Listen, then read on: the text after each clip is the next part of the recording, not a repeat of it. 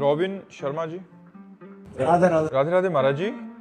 महाराज जी, घर की पूजा और मंदिर में जाकर पूजा करने में क्या अंतर है? अंतर है। घर की पूजा मंदिर में जाकर, फिर तीर्थ स्थान में जाकर, फिर धाम में जाकर, इसमें विशिष्ट फल है। जैसे घर में आप 1000 माला जपें और गौशाला में जाकर के 100 माला जपें और देवालय में बैठ करके, जैसे भगवान के प्रसिद्ध देवालय है, 1 माला जपें, तो 1 माला आपकी 1000 माला के बराबर होगी। आप वृंदावन धाम में जपें, 1 माला 1,00,000 माला के बराबर जाता है। तो घर का भजन और तीर्थों का, तभी तो जब भगवत प्राप्ति की लालसा होती तो हम तीर्थों की यात्रा करते हैं, संतों का समागम करते हैं, बड़े बड़े देवालयों के दर्शन करते हैं, उससे हमारा हृदय पवित्र होता है। तो ये जरूर है कि घर में जो हम उपासना करते हैं उससे कई गुना लाख पुरियों में, धामों में। अब जैसे अपने घर में बैठकर भजन कर रहे हो, गंगा के तट पर बैठकर भजन कर रहे हो, तो अंतर नहीं होगा। गंगा की धारा बह रही हो, आप माला चला रहे हो। अच्छा, गंगा जल के अंदर खड़े होकर भजन कर रहे हो तो उससे भी ज्यादा लाभ होगा। गले तक गंगा जल में खड़े और भगवान नाम स्मरण कर रहे हो, भगवत ध्यान। तो ये भजन की पद्धतियां हैं। घर से कई गुना लाभ तीर्थों में, पुरियों में, धामों में, पवित्र यमुना, गंगा, नर्मदा आदि के तट पर बैठकर भजन करने से, गौशाला में भजन करने से कई गुना लाभ प्राप्त होता है। और कोशिश करना चाहिए कि थोड़ा समय निकालकर हम ऐसे पवित्र स्थानों में भजन करें। जैसे आप लोग धाम आए हो तो मनोरंजन मत करो। 1 दिन 2 दिन के लिए, 4 दिन के लिए आए, कोई गंदा आचरण मत करो। 1 दिन उपवास करो, यमुना किनारे बैठकर नाम कीर्तन करो, वृंदावन की परिक्रमा करो, हो सके तो 10-20 रुपया के फल फूल लेकर के यहाँ के जैसे बंदर हैं ऐसे दान कर, साधु महात्मा ऐसी सेवाएं, ऐसे मंगल में कार्य करने चाहिए जिससे हमारे दुख कटते हैं और हमें सुख प्राप्त होता है। और जो लोग यहाँ आकर के भी गंदे आचरण करते हैं, पाप आचरण करते हैं, मनमानी आचरण करते हैं, फिर दुख भोगेंगे। तो यहाँ का पुण्य भी लाख गुना है तो पाप भी लाख गुना है। ये बात समझो। अगर पाप किया तो वो भी लाख गुना है, वो आपको दंड, भारी भयंकर दंड देगा, क्योंकि धाम का किया हुआ पाप है। सर्वत्र किया हुआ पाप धाम में प्रवेश होते ही नष्ट हो जाता है, लेकिन धाम का किया हुआ पाप फिर आपको कहाँ नष्ट होगा। धाम ही कृपा करे तो नष्ट हो सकता है, नहीं भोगना पड़ेगा। वज्र की लीक होता है। कीर्ति दुबे जी, यूएसए से। राधा वल्लभ शेरवंश महाराज जी। महाराज जी, अगर साधक के मन में ईश्वर की स्मृति का स्थान गुरु की स्मृति लेने लगे और प्रभु का स्मरण करने पर गुरु की छवि मन में आए तो क्या साधक सही दिशा में आगे बढ़ रहे हैं? हाँ, भगवान की विशुद्ध कृपा है। ध्यान मूलम गुरु मूर्ति, पूजा मूलम गुरु पदम, मंत्र मूलम गुरु वाक्यम, मोक्ष मूलम गुरु कृपा। भगवान कहते मोते अधिक गुरु ही जिए जानी, मेरे से भी अधिक गुरुदेव को स्थान दे। यदि गुरु का स्मरण हो रहा है, भगवत स्मरण करते हुए गुरु का ध्यान हो रहा है तो सही मार्ग चल रहे हो। भगवान की विशुद्ध कृपा है। गुरु ही इष्ट है, इष्ट ही गुरु है, 2 नहीं है। भक्ति भक्त भगवंत गुरु चतुर नाम बपु एक। कहने को 4 है पर हैं एक। भक्त, भक्ति, भगवंत और गुरु, ये कहने को 4 है, ये बपु एक है। तो इष्ट का चिंतन, गुरु का ध्यान, ये तो महामंगलमयी साधना है। ठीक है। डॉक्टर मानिक जी। राधे राधे। राधे राधे महाराज जी। महाराज जी, गुरु में इष्ट भावना कैसे करें और कैसे बढ़ाएं? देखो, भावना करनी क्या है, मानना पड़। जैसे माँ है तो माँ में माँ की भावना कैसे करें, कभी प्रश्न आता है क्या? क्योंकि वो हमारी माँ है। तो शास्त्रों में, संतों ने, भगवान ने गुरु स्वरूप की महिमा का वर्णन किया है। भगवान ही गुरु रूप में आते हैं। बंदो गुरुपद कंज कृपा सिंधु नर रूप हरि। मैं गुरुदेव भगवान के चरण कमलों की वंदना करता हूं, जो कृपा सिंधु हरि ही नर रूप में आए हैं, जिनके वचनों के प्रकाश से अज्ञान अंधकार का नाश हो जाता है। वो साक्षात परब्रह्म, गुरुर् ब्रह्मा गुरुर् विष्णु गुरुर्देव महेश्वरा, गुरु साक्षात परब्रह्म तस्मै श्री गुरुवे नमः। तो हमें शास्त्र की बात माननी पड़ेगी, संतों की बात पर श्रद्धा करना पड़ेगा, ये मानना पड़ेगा कि गुरुदेव भगवान हमारे ब्रह्म हैं, गुरुदेव भगवान हमारे भगवान हैं। जैसे देखो, हम मान करके ही तो पाषाण मूर्ति में भगवान की आराधना करते हैं। एक छवि ले ली, छाती से लगाए घूम रहे हैं, तो उसको भक्ति भाव नहीं आ जाता, प्रेम आ जाता है। जब एक छवि में, अष्टधातु की मूर्ति में, पाषाण मूर्ति में, काष्ठ मूर्ति में हम भावना कर लेते हैं कि मेरे भगवान हैं, तो मुझे अनुभव होने लगता है कि मेरे भगवान हैं। उनको भोग लगाते हैं, पाते हैं, बड़ा आनंद आता है और वास्तविक उसकी सदगति हो जाती है। तो चलते फिरते चैतन्य घन सदगुरुदेव में भगवान की भावना करना कौन कठिन है।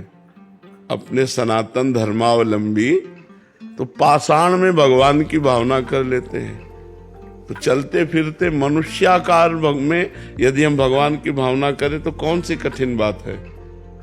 भावना करनी मेरे गुरुदेव भगवान, और फिर धीरे धीरे आपको अनुभव होने लगेगा कि मेरे गुरुदेव भगवान है। पर ये भावना पहले करनी होती, पहले भावना करनी होती है। उसी भाव से, उसी अदब से हम रहें। जय बार गुरुदेव सामने पड़े तय बार प्रणाम करें, जय बार गुरुदेव आवे उठ के खड़े हो जाएं हाथ जोड़ करके, उनकी पादुका, उनके आसन का सम्मान करें।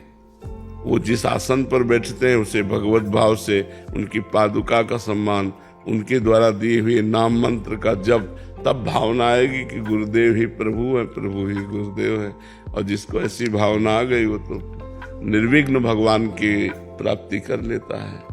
हिमांशु जी, श्री हरिवंश। राधे राधे महाराज जी। गुरु जी, ऐसा क्या क्या करें जिससे नाम जप खूब अधिक से अधिक हो? पवित्र भोजन सबसे पहले, जैसा खाओ अन्न वैसा बने मन।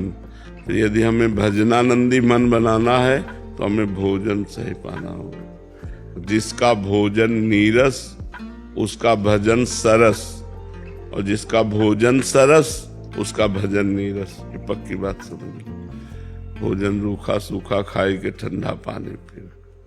भजन के लिए तो रोटी दाल सब्जी इतना साधारण बनाओ, भगवान को भोग ला। यदि आप बाजारू चीजें अच्छी से अच्छी जो बनी हुई हैं और ये स्वास्थ्य के लिए हानिकारक हैं, तो 10 दिन बराबर पाओ, फिर देखो तुम्हारी हालत क्या है, तुम्हारे मन की हालत क्या है, तुम्हारे लीवर की हालत क्या है, तुम्हारे पेट की हालत क्या है। कौन सी ऐसी बाजार की वस्तु है जो आपको सुखद लगती है पर परिणाम में सुखद होनी चाहिए। आज बुद्धि शुद्ध ना होने के कारण पिए जा रहे हैं, खाए जा रहे हैं, बस जो मतलब जैसे। तो भजन के लिए सबसे पहला कदम भोजन शुद्ध होना चाहिए और भगवान को अर्पित होना चाहिए।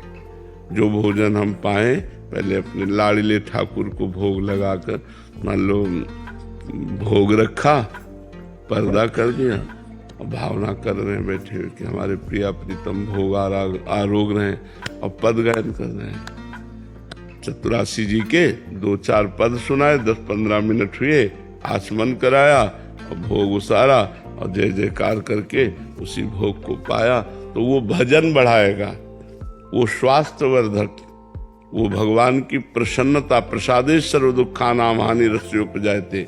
बिना भोग लगाया हुआ अन्न न पाना चाहिए।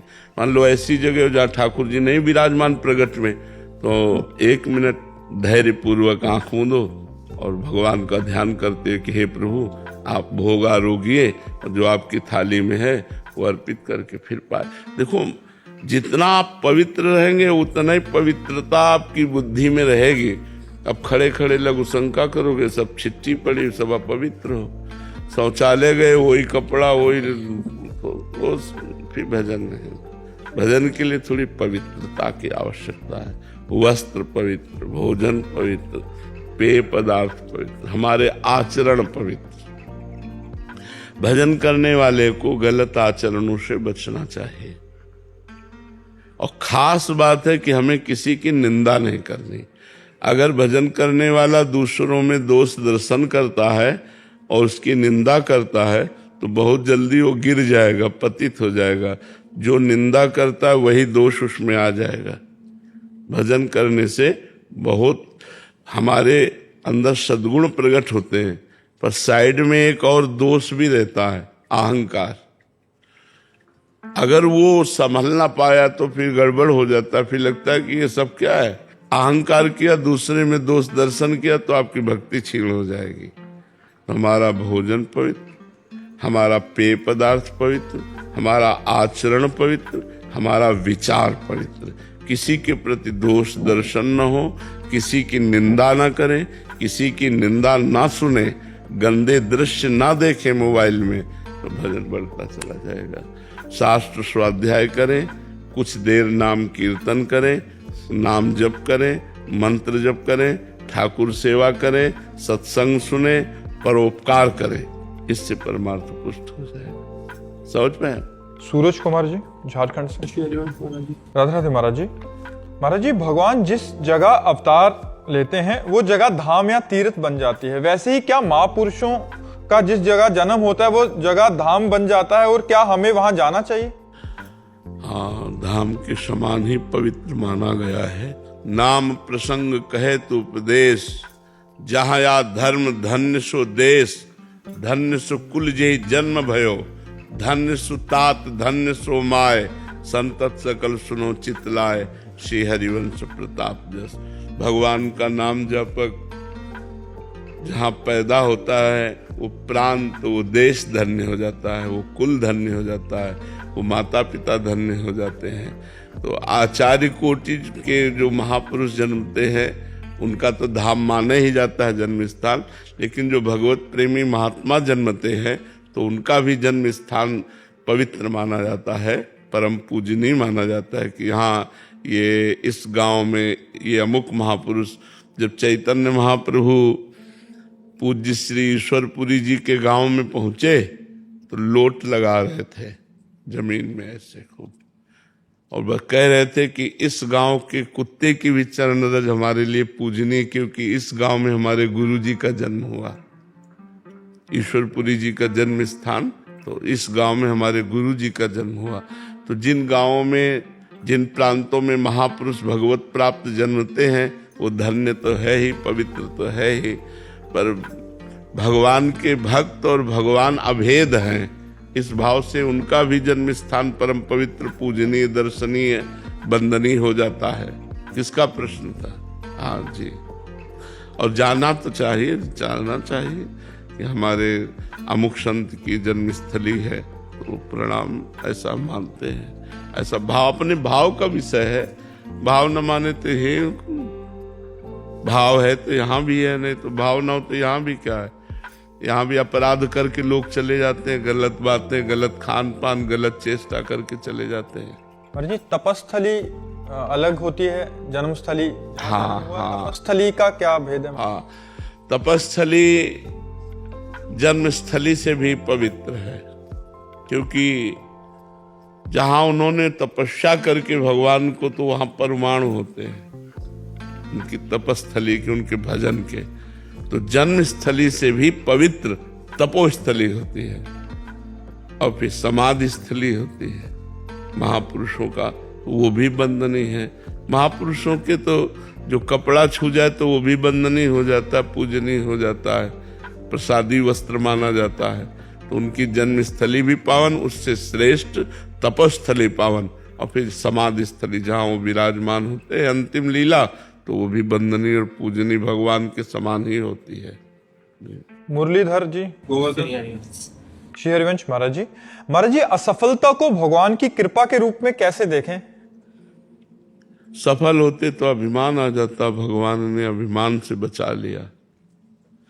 सफल होते तो कोई दुर्घटना घट जाती, भगवान ने मुझे बचा लिया, क्योंकि जो हमें कष्ट हो रहा असफल होने पर, वही शारीरिक दंड के रूप में मिलता, वही कोई घटना के रूप में मिलता, वही कोई भारी विघ्न के रूप में मिलता, तो भगवान ने असफल करके मुझे बचा लिया।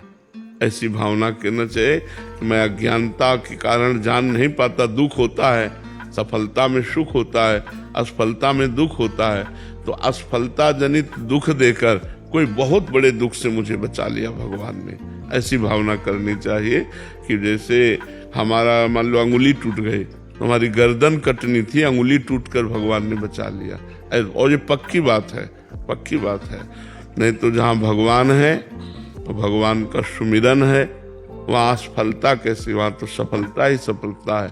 यत्र योगेश्वरा कृष्णो यत्र पार्थो धनुर्धरा तत्र श्री विजयो भूतिर्धुआ नीतिर्मतिर्मम।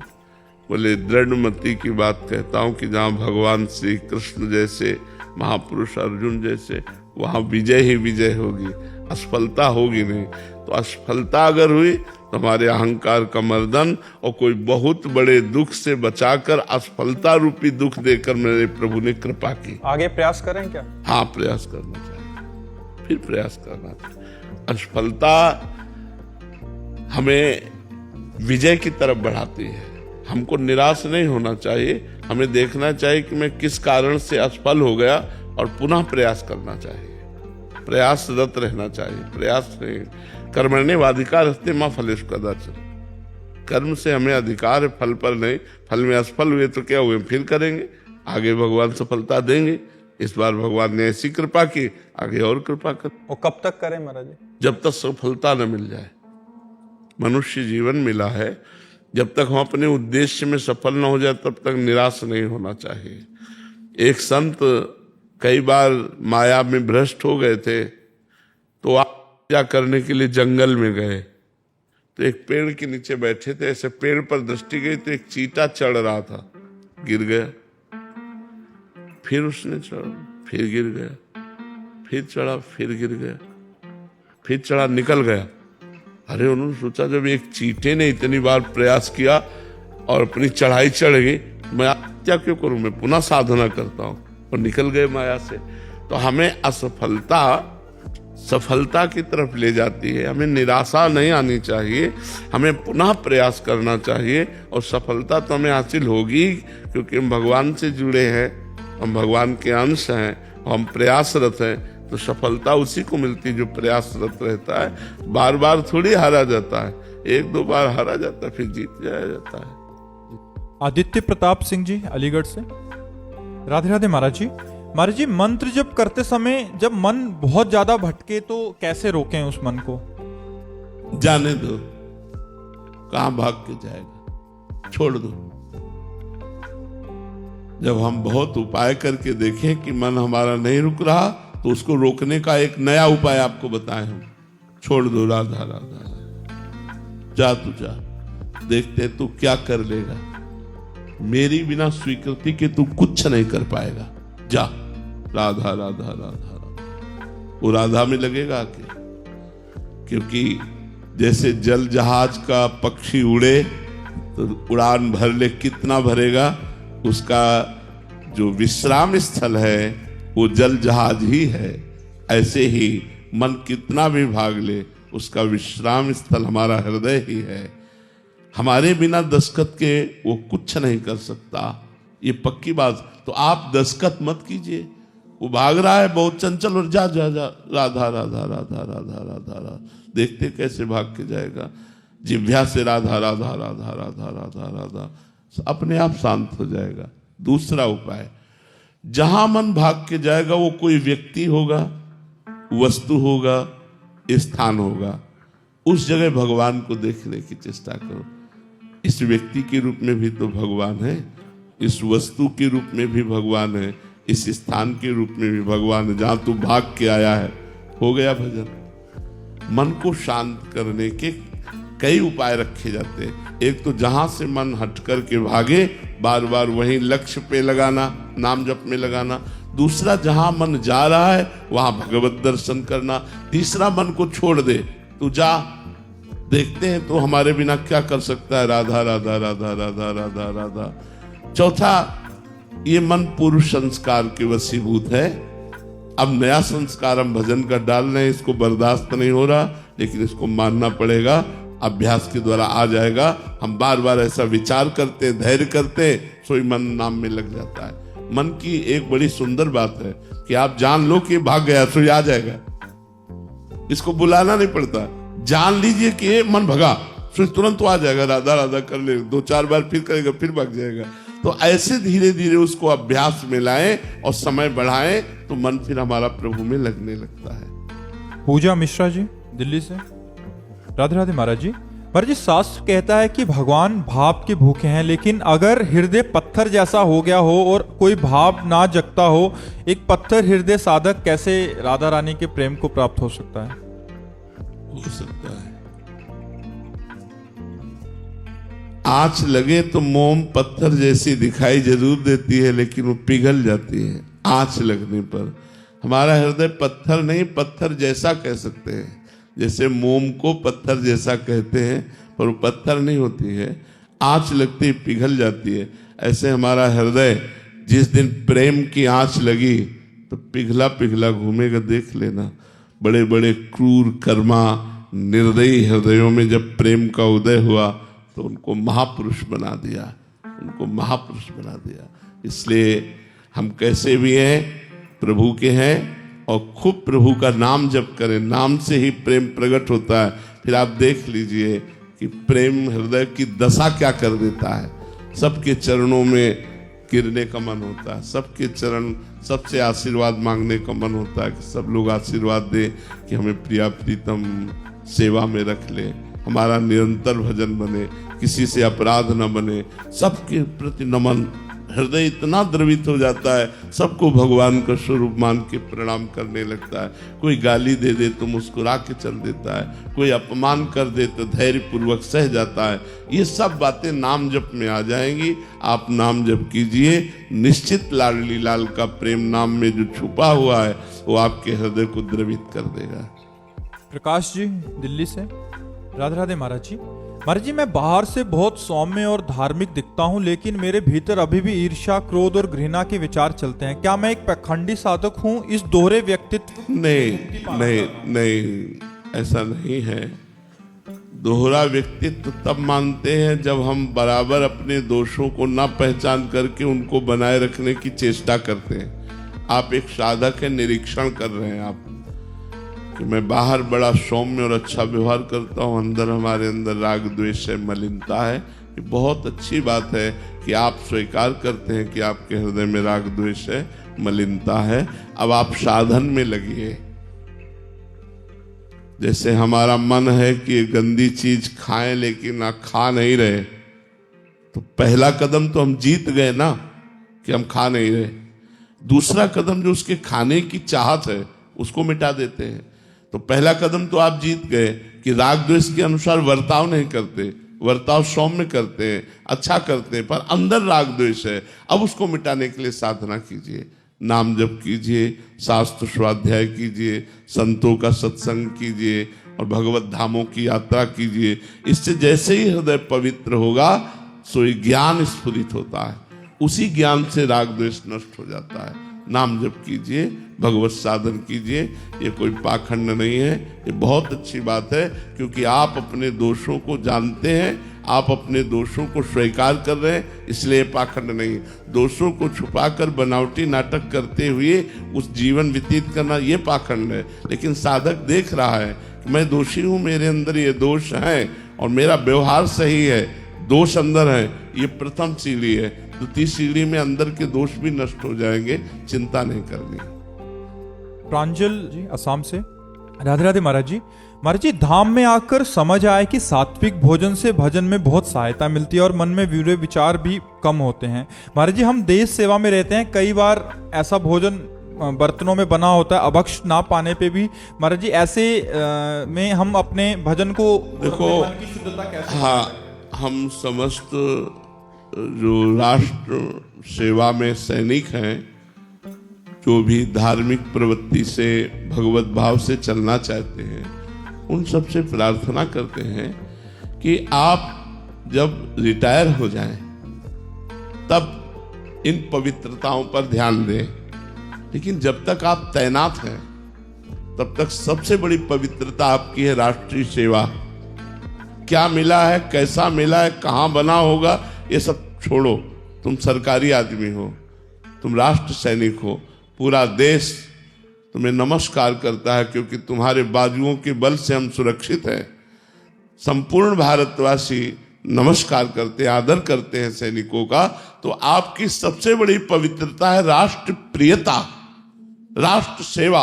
अब आपको ये नहीं देखना भोजन के विषय में नहीं, तो इसलिए ज्यादा विचार करना जब रिटायर हो जाना।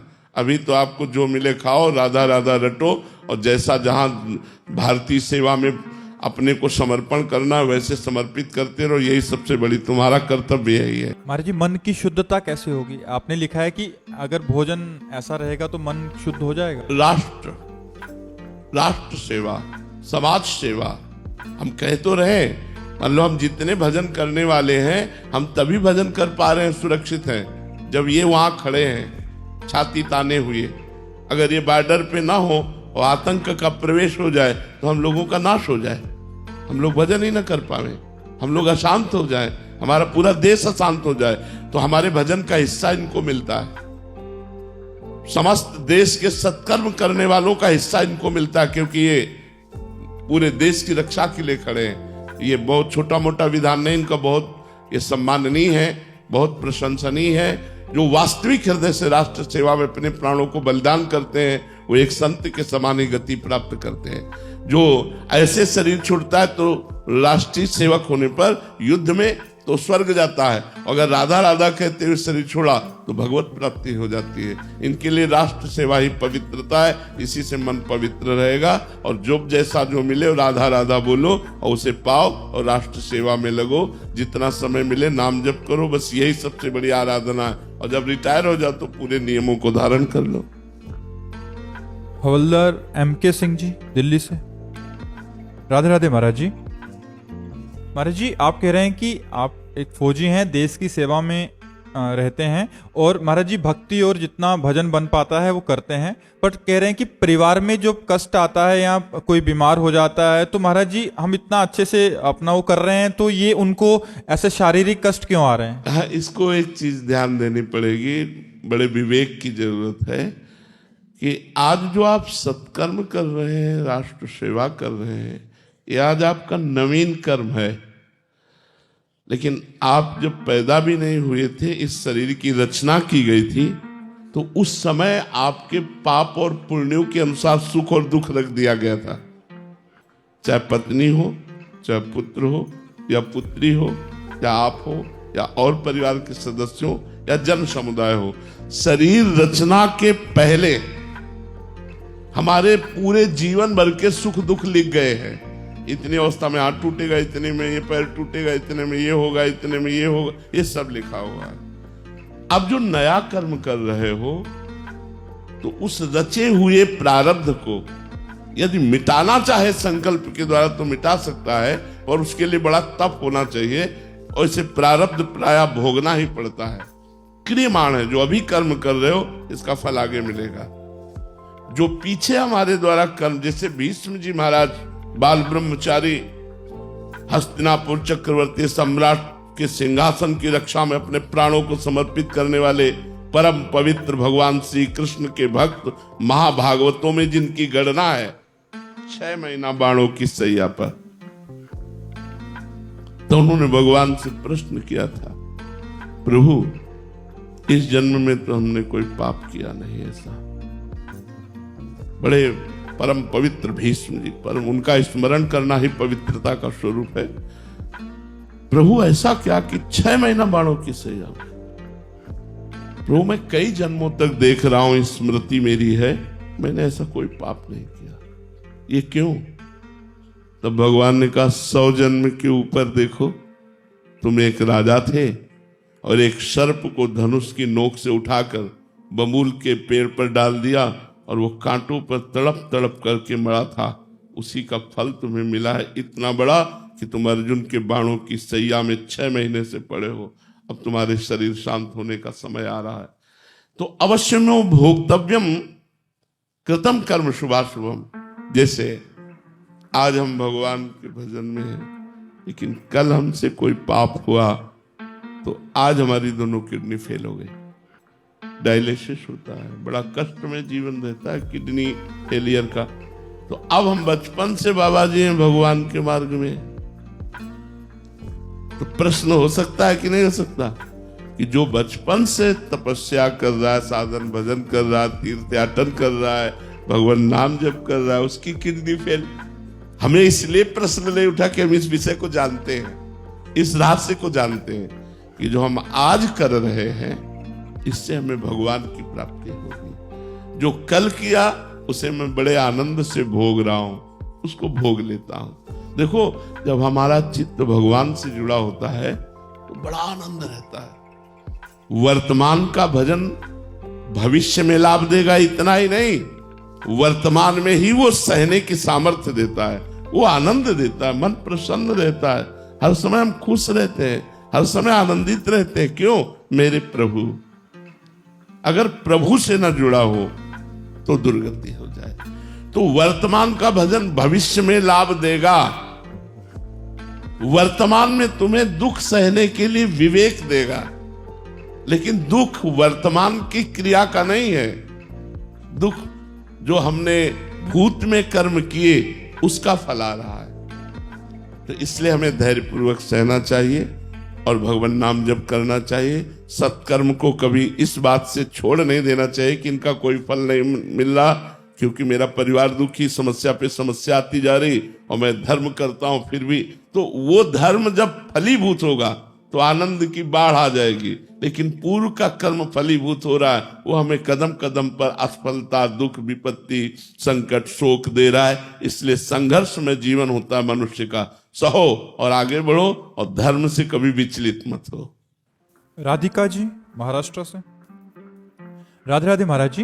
महाराज जी, जब हम कुछ मांगते हैं भगवान से और उसके लिए कुछ तप पूजा आदि भी करते हैं, अगर वो इच्छा पूरी ना हो तो क्या उस भाव को छोड़ देना चाहिए, उसके लिए फिर प्रयासरत रहना? नहीं, उतनी सीमा तक करो, तुम्हारी मांग के अनुसार तप होना चाहिए।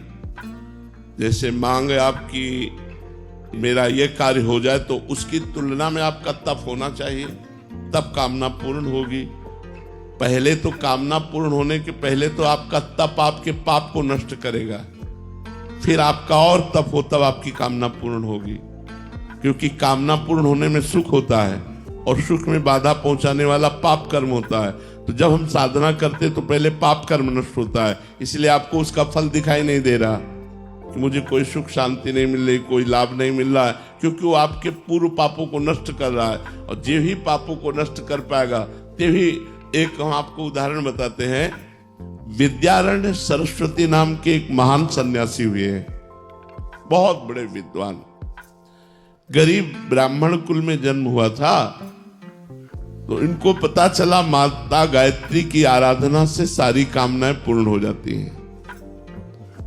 तो यज्ञोपवीत संस्कार होने के बाद 24 लाख मंत्र गायत्री का एक पुरस्चरण होता है। एक पुरस्चरण किया कि माता गायत्री प्रसन्न हो और हमें धन दे जिससे हम अपने माता पिता की सेवा कर सके। कुछ नहीं हुआ। 2, 3, 4, 5, 23 पुरस्चरण 24 लाख मंत्र के किए। माता पिता पधार चुके थे, ऊब करके सन्यास ले लिया। ना गायत्री मां दिखाई दी और ना कोई लाभ दिखाई दिया। जे ही सन्यास लिया तो महान तेजो कांति आद्या शक्ति श्री गायत्री माता प्रकट हो गई और कहा वरम ब्रूहि। उनका आप सन्यासी हो गए तब वरम ब्रूहि। अरे जब गृहस्थ में थे माता जी तो 23 पुरस्चरण किए, एक में भी आप नहीं आई, और आज जब सन्यासी हो गया मुझे कुछ नहीं चाहिए तब आप वरम ब्रूहि। तो कहा तुम्हारे 24 महापाप थे अनेक जन्मों के, 23 पुरस्चरण में वो खत्म हो गए और 24वां सन्यास ले लिया, सब खत्म। आप तुम चाहो तो देवराज इंद्र का पद तुम्हें दे सकते। ये है रहस्य। हमारे पूर्व के पाप, हमारा वर्तमान का भजन कितना जोर का है। अगर पाप जोर का है तो भजन करते हुए दुख आते रहेंगे, अगर भजन जोर का है तो उसके प्रताप से दुख आएगा, पर जैसे 1 किलो दुख आना है तो 1 ग्राम में निपट गया। एक काशी में प्रिया प्रीतम की उपासना करने वाले वैष्णव रहते थे। तो काशी के विश्वनाथ जी के जो निजी सेवक थे बड़े ज्योतिषाचार्य थे, और वो कभी शंकर जी के दर्शन करने नहीं गए, विश्वनाथ जी के। तो उनको लगा कि एक कैसे वैष्णव है कि वैष्णवाचार्य भगवान शिव पर श्रद्धा नहीं रखते। तो उन्होंने ज्योतिष ऐसे ही लगाई। तो ज्योतिष में निकला कि कल 12 बजे मिलेक्ष सेना आएगी। उस समय मिलेक्ष बादशाह थे। मिलेक्ष सेना आएगी और इनको बंदी बनाएगी, इनके घर को तहस नहस कर देगी। तो दूसरे दिन उस 12:15 बजे 12:30 बजे पहुंचे वहां देखने के लिए कि मेरी ज्योतिष सही है कि भगवान विश्वनाथ जी के द्वारा दी हुई थी। पूछा कि यहां कोई आया था? बोले कोई नहीं आया। बोले तुम्हारे पिताजी कहाँ? बोले स्नान करने गए।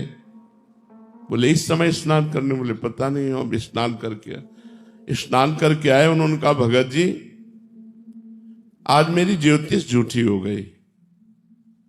मैंने ज्योतिष में देखा तो आज मिलेक्ष सेना आनी थी और आपके यहां आक्रमण करनी थी। तो उनका आई थी, झूठी नहीं हुई। लेकिन जब ठाकुर जी को भोग लगा रहे थे, ध्यान कर रहे थे, तो ध्यान में देखा मिलेक्ष सेना आई है और सब नष्ट भ्रष्ट कर गई। तभी तो स्नान करने गए थे हम। समझो, इतना बड़ा दुख ध्यान में काट दिया। समझ में आया?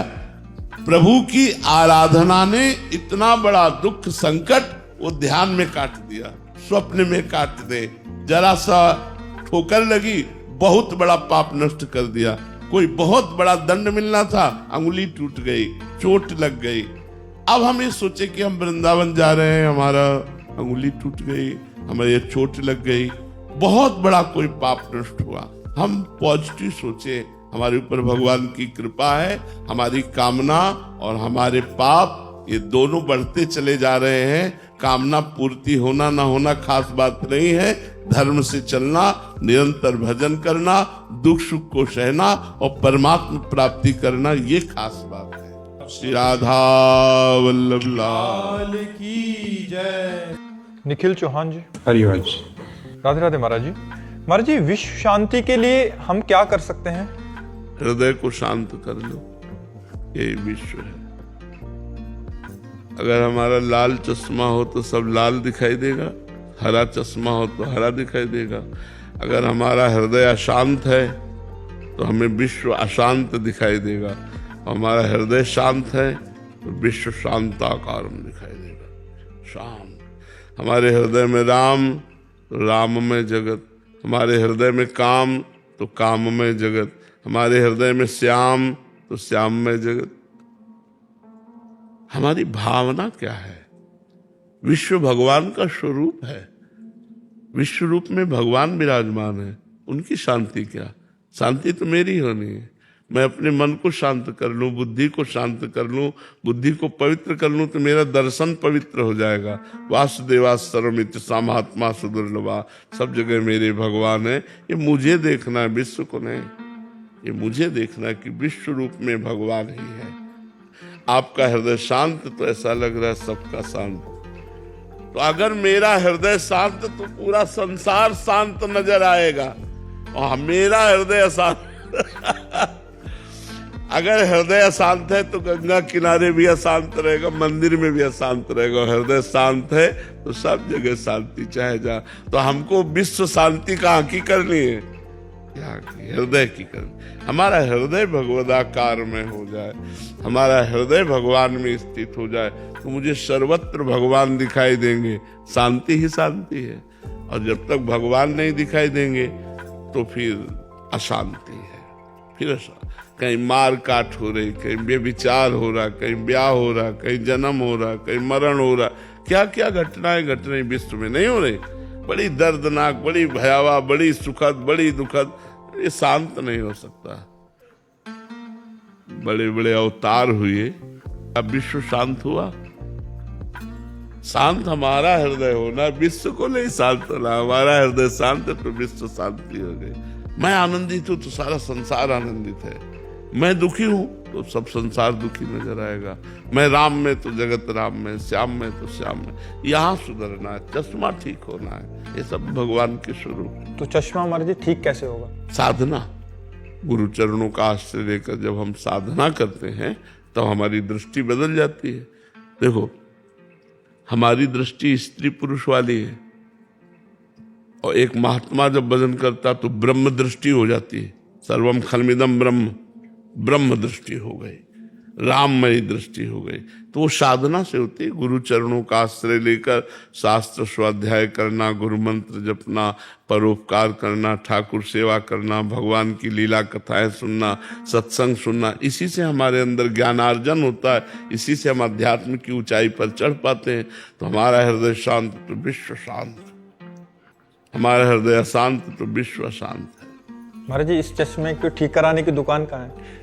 संत महापुरुष जो भगवान के पार्षद हैं, सत्संग करो, सत्संग से सुधार हो जाएगा।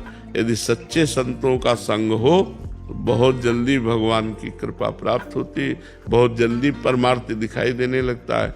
पर समस्या ये, हम पीछे वाले भी बैच में कहा कि आज सबके दिमागों में रुपया नाच रहा है, रुपया नाच रहा है। अध्यात्म या भगवान लक्ष्य नहीं है, लक्ष्य रुपया हो रहा है। सबके दिमाग में रुपया चल रहा है।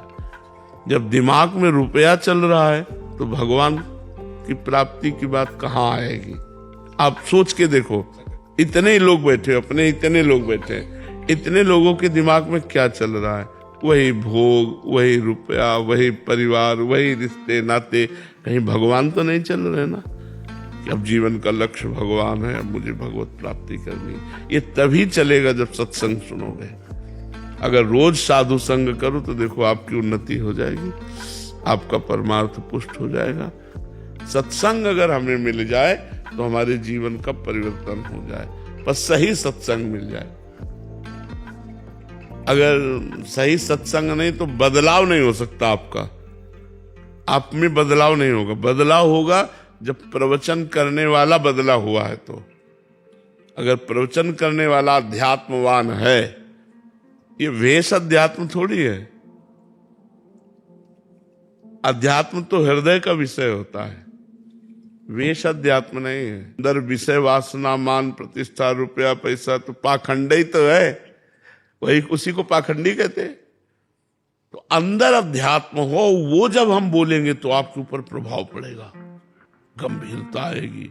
आज से कभी नहीं करूंगा, ऐसी बातें आएंगी, मन जलने लगेगा, अच्छे मार्ग में चलने लगेगा। इसीलिए संतों की महिमा भगवान ने स्वयं श्री मुख से गान की है, भागवत में, रामायण में। पर संत संग मिलना बड़ा कठिन है। अगर संत संग मिल गया तो अमोघश्च, निश्चित भगवत प्राप्ति हो जाएगी, निश्चित कल्याण हो जाएगा। आज नहीं तो कल निश्चित। जैसे एक आदमी सोया हुआ है और सूर्योदय हो गया है तो उसके लिए तो अंधेरा ही है, अब वो जब जगेगा तब देखेगा प्रकाश है।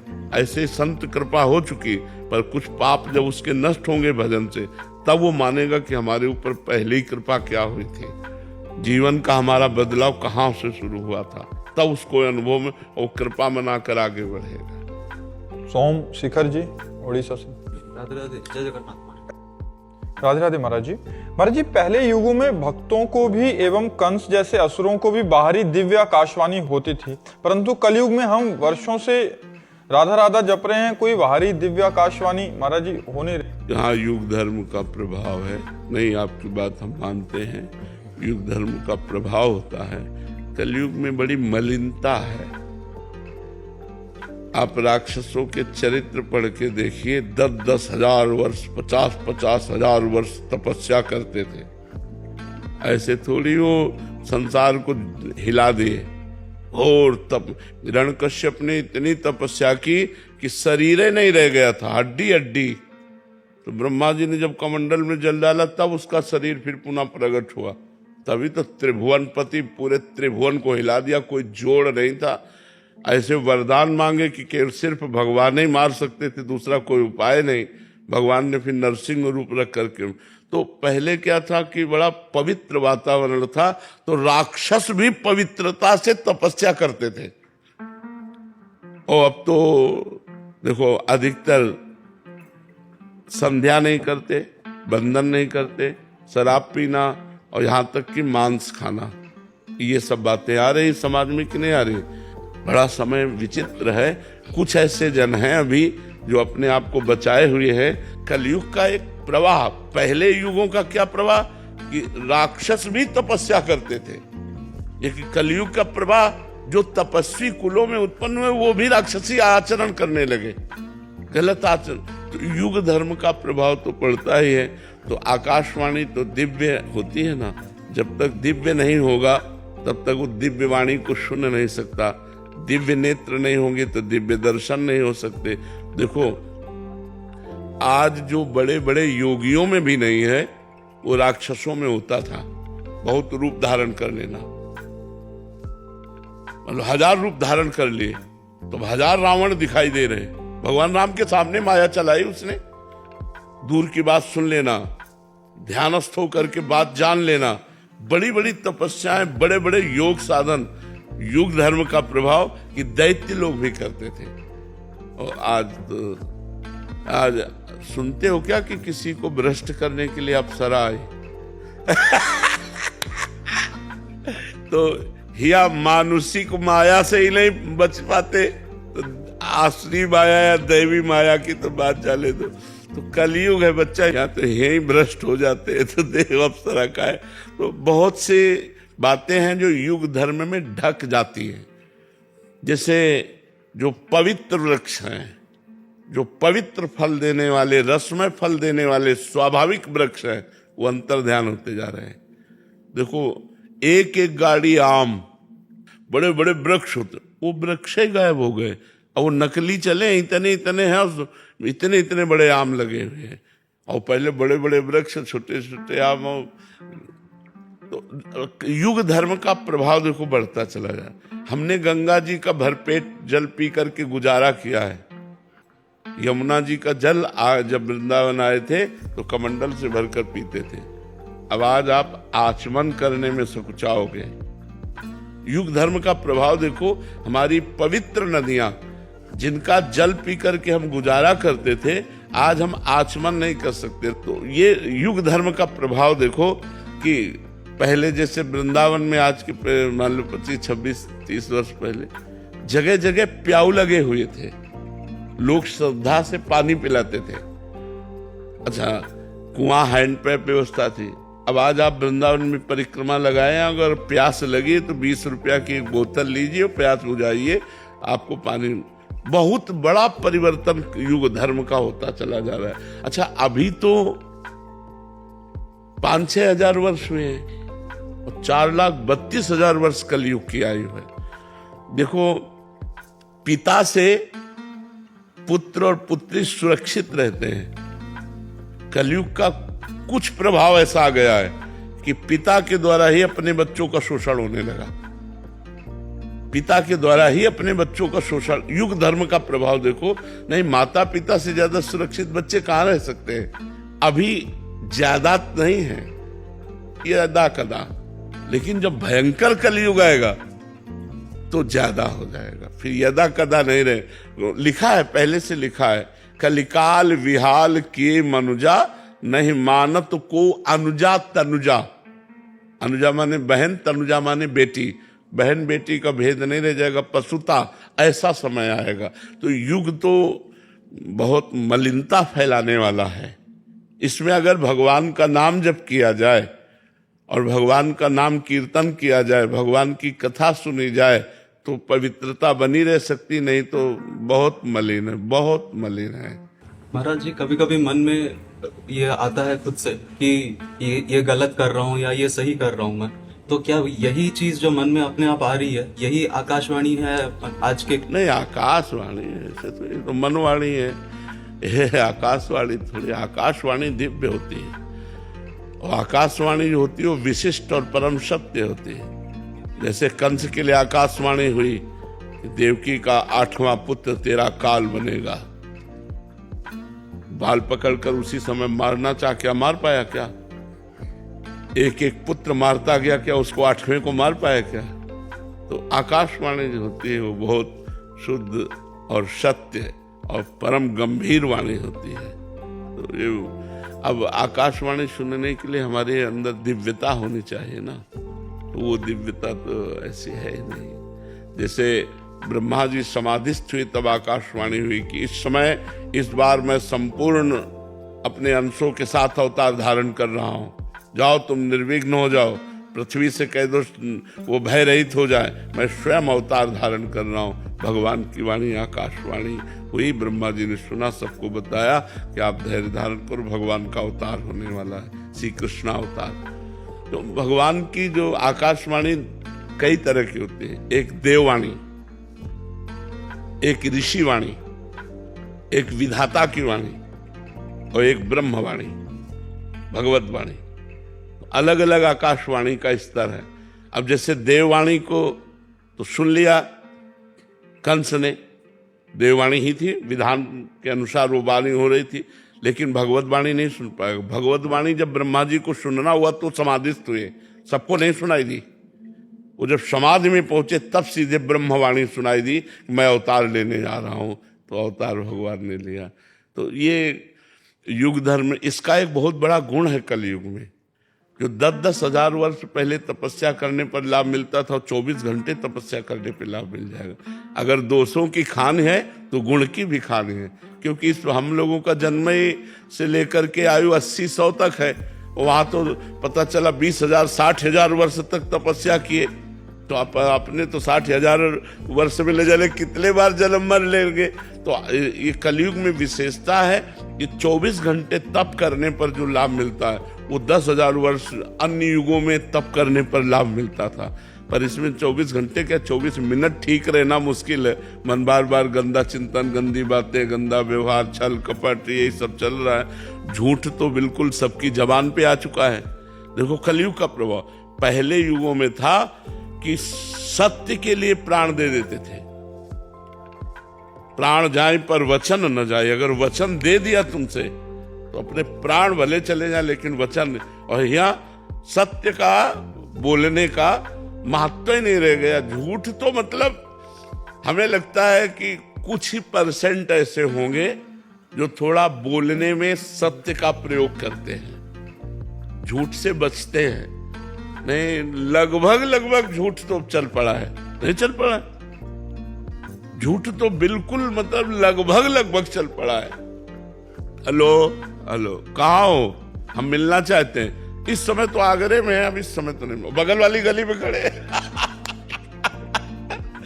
तो ये मतलब झूठ तो एकदम ऐसे ही चल पड़ा है। और झूठे ही लेना, झूठे ही देना, झूठे भोजन, झूठ चबेना, कलयुग का देखो।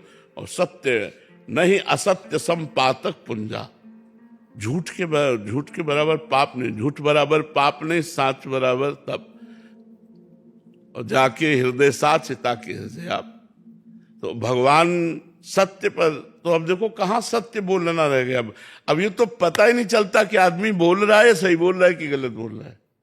अपने लोग विश्वास मानना पड़ता है, लेकिन आपको सच्ची बतावे लगभग झूठ का प्रयोग हो रहा है। हर जगह झूठ का प्रयोग हो रहा है, असत्य का प्रयोग हो रहा है। सत्य मिलना बड़ा कठिन, तो युग धर्म का प्रभाव होता है। और भगवान सच्चिदानंद है, सत्य नारायण है, उनको प्राप्ति करने के लिए सत्य आचरण, सत्य वचन, सत्य चिंतन, तब भगवान की प्राप्ति होती है। युग धर्म का तो प्रभाव होता है। पहले जब साधु महात्मा तपस्या करते थे तो अप्सराएं आती थी, बोले अमुक संत को अमुक अप्सरा है। जैसे विश्वामित्र के लिए पास मेनका आई, किसी के पास उर्वशी आई, किसी का। कलयुग में तो नहीं सुन रहे, जरूरत है नहीं युग धर्म का ऐसा प्रभाव हो गया है कि इतनी मलिन बुद्धि हो गई है कि उस कोटि की ऊंचाई पर पहुंच ही नहीं पा रहे। जिस कोटि पर ऊंचाई पर पहुंचना है तो उस कोटि की ऊंचाई पर वो प्रश्न आता है। तो बहुत बस ऐसे, इसीलिए हम कहते हैं राधा राधा रटो, नाम जप करके कलयुग केवल नाम आधारा, सुमिर सुमिर न रूप रहे पारा। भगवान का नाम ही महामंगलमय है, जो कल्याण कर देगा, जो परम लाभ प्रदान कर देगा। बहुत विचित्र है कलयुग का, बहुत विचित्र स्वरूप है। ये तो भगवान की कृपा कहो कि नहीं, कलयुग ने ऐसा मिटिया मेट, मतलब हर अब तुम्हें शास्त्र पढ़ने का समय नहीं है, शास्त्रों में विश्वास नहीं है, संतों पे श्रद्धा नहीं है, तो तुम्हें बचाएगा कौन? तुम्हें डांटेगा कौन? तुम्हें सुधारेगा कौन? संत वचन ही तो है, गुरु वचन ही तो है, शास्त्र वचन ही तो है जो हमें सुधार सकते हैं आध्यात्मिक। अब इन्हीं पर श्रद्धा नहीं। कलयुग का बड़ा विचित्र, ये तो कौन सी हवा चली है जो इतने मतलब जन समुदाय, नव युवक जन भगवत मार्ग की तरफ, अध्यात्म की तरफ कदम बढ़ा रहे हैं। हम तो प्रणाम कर रहे हैं, भगवान की बड़ी कृपा हम मानते हैं कि आज हमारा समाज जो है कदम बढ़ा रहा है। नहीं तो देखो 9-9 बजे उठने वाले और सुबह से भीड़ लगी रहती है, सब नौजवान माता बहनें सब कम से कम सुबह उठना तो सीख गए। नहीं तो 9-9 बजे तक लोग सोते हैं, 10-10 बजे तक सोते हैं, 4 बजे ब्रह्म। अच्छा, जो जुड़ेगा उसकी दिनचर्या बनेगी, उसके गंदे आचरण छूटेंगे, वो आध्यात्मिक बनेगा तो हमारा समाज सुधरेगा। ये तो कोई भगवान की ऐसी कृपा हुई है कि हवा चली है। नहीं तो बहुत ही व्यसन में, छोटे छोटे बच्चे व्यसन में, व्यभिचार में, गंदी आदतों में। कलयुग का प्रभाव देखो, जहां 13-14 वर्ष के बच्चे को संसारिकता का ज्ञान नहीं होता था, गांव में हमने देखा है, कोई गलत आचरण की भावना ही नहीं थी। आज 12 वर्ष का बच्चा यहीं बैठ करके बोल रहा था कि हमारे ऐसे ऐसे। मोबाइल ने ट्रेंड कर दिया सबको, गंदी बातों में ट्रेंड कर दिया, गंदे दृश्य देख देख कर गंदी भावनाएं बन गई। तो ये तो कहो भगवान की कृपा है कि संतों के वाक्यों पर श्रद्धा फिर प्रकट हो गई। ने एक बार बड़े स्तर से संत का जब वो गिरा था ना, तो लगा था मार दिया, माया ने मार दिया, एक ही बाण में करोड़ों अरबों को मार दिया। अरबों की श्रद्धा चौपट हो गई। अब संतों पर श्रद्धा न रहे, शास्त्र में श्रद्धा न रहे, तो बताओ फिर कैसे भगवत मार्ग चला जाए? भगवत मार्ग, अध्यात्म मार्ग चलने के लिए तो यही बात है कि संतों पर श्रद्धा हो, शास्त्र पर श्रद्धा हो, तब जाके भगवान पर विश्वास हो। भगवान दिखाई तो देते नहीं, संतों के वाक्य और शास्त्र वाक्यों का आधार लेकर हम भगवत मार्ग में चलते हैं। क्योंकि ना भगवान को देखा है, ना भगवान से मिले हैं, तो हम इन संतों और शास्त्रों के वाक्यों पर हम विश्वास करते हैं, तो हम भगवान की प्राप्ति के मार्ग में अग्रसर होते हैं। और भगवान की प्राप्ति के मार्ग में ही गलत आचरण छोड़े जा सकते हैं। संसार में तो मनोरंजन है, संसार में मनोरंजन है, आज इसके, आज ऐसे, आज वैसे। और जब अध्यात्म में चलोगे तो ये पाप है, तो आप डर गए, आप गंदे आचरण छोड़ दिए, अच्छे व्यक्ति बन गए। तो मनुष्य जीवन का लाभ अध्यात्म है, पर कलयुग का प्रभाव बहुत जोर से बढ़ रहा है और वो बढ़ता चला जाएगा। देखो, पहले कोई उत्सव होता था, जैसे गांव के उत्सव हैं, ब्याह हैं, कुछ भी, तो सबके पैर धोए जाते थे, पवित्र आसन पर बैठाल कर, पवित्र पत्तल में, और फिर भोजन परोसा जाता था। और माताएं गान कर रही हैं और पंगत पा रही हैं। आज क्या है? आज भोजन की पद्धति क्या है? अच्छा, जो पार्टी है उस देखो, अब वो शराब पिए, उसी चम्मच से खा रहा है, उसी हाथ से खा रहा है, और वो जाकर के वहां उसी हाथ से, तो सब झूठा होता जा रहा है ना।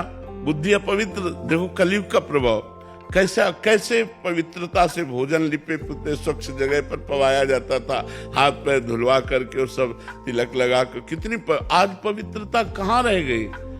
अगर आज ऐसा करने लगे तो उपहास होगा, नहीं? गरीब समझते हैं। हाँ, ये तो वो पवित्र, तब पवित्र विचार होते थे, तब पवित्र विचार। अब तो बहुत ही समय गड़बड़ा गया। धीरे धीरे हमारी अधार्मिक प्रवृत्तियां बढ़ती जा रही, तो युग धर्म का प्रभाव है, आकाशवाणी और सब दिव्यता तो धीरे धीरे अंतर ध्यान होती चली जा रही। नाम जप लो, इसी से मंगल होगा। भागवत जी की पढ़ाई पूरी हुई, संपूर्ण हुई है महाराज जी। हम सभी विद्यार्थी हैं महाराज जी। अभी हम लोगों का भागवत जी का भागवत जी अध्ययन संपूर्ण पूर्ण हुआ है। हुआ है। अब हम लोग व्यास पीठ पे बैठने वाले हैं, तो महाराज जी आप लोग कुछ विशेष मार्गदर्शन कीजिए। आज सबसे बड़ी बात प्रथम ये है कि हम भागवत भगवान की प्रसन्नता के लिए, जगत मंगल के लिए करें। दूसरी बात है, स्वाभाविक जो अर्थ चढ़ जाए वो तो अमृतमय होता है, और अंक निश्चित करके वो एक अलग बात हो जाती है। तीसरी बात, भागवत में लोग बहुत श्रद्धा रखते हैं। भागवत प्रवक्ता को भगवान का दर्जा दिया गया है, माताएं बहनें सब श्रद्धा करती हैं, तो हमसे कोई गलत आचरण ना हो। जीवन में ध्यान रखें कि हम भागवत करने जाएं तो कभी किसी माता बहन की तरफ गलत हमारी दृष्टि ना हो। अगर कोई गलत दृष्टि करे भी तो हमें अपने को बचाना और उसको बचाना है। तो अर्थ प्रधानता न रखते हुए, भगवान की प्रसन्नता के लिए करते हुए, आचरण पवित्र रखते हुए, तो भूरिदा जना है नहीं, फिर भूरिदा जना, उनके द्वारा जगत मंगल होता है। इसलिए स्वयं नाम जप करो, नाम कीर्तन करो, स्वयं कथा का स्वाध्याय करो और दूसरों को नाम जप, नाम कीर्तन और भगवान की लीला कथा सुनाओ। यही सबसे बड़ी मंगलमयी बात है। जय श्री हरिवंश। दोबारा दर्शन हुए आपके। महाराज जी बस आपकी कृपा है, और जब से मैं आपसे मिला हूं ना तो मेरे जीवन में परिवर्तन हो गया है। पता नहीं क्या हो गया, लेकिन बहुत अच्छा लगता है। और जब भी आपकी वीडियो आते हैं हम देखते रहते हैं। और एक विशेष बात मैं आपसे शेयर करना चाहता हूं कि आजकल की जो पीढ़ी है कि कौन बनेगा करोड़पति चल रहा है, कई सारे लोग हिस्सा लेते हैं। मेरा ऐसा मानना है कि अभी हमारी जो पीढ़ी थी, अभी मेरी उम्र 50 से उनके आसपास है, तो हम तो करोड़पति अभी बन रहे हैं। आज की जो पीढ़ी है 2-4 साल में करोड़पति बन जाते हैं। उनके जॉब ऐसे होते हैं कि सैलरी बड़ी होती है। क्या ये आगे जाने के बाद ये संस्कारपति बनेंगे? क्योंकि संस्कार तो पहले से ही नहीं है, तो बाद में कैसे आ सकते हैं? जब मूल में संस्कार हो तो वृक्ष और फल फूल में भी संस्कार दिखाई दे। मूल ही संस्कारहीन हो रहे हैं आज। आज आप देख लीजिए, व्यसन और व्यभिचार की भारा भरपूर भरमार है। व्यसन और व्यभिचार की भरपूर, तो संस्कार कहाँ से रह जाएंगे? माता पिता से अभद्र व्यवहार करना, बड़े बूढ़ों से अभद्र व्यवहार करना, दूसरों के साथ छल कपट करना, ये रहेगा संस्कार? तो बहुत कठिन है, बहुत कठिन है। करोड़पति तो करोड़पति तो बन सकते, लेकिन संस्कार पति नहीं बन सकते।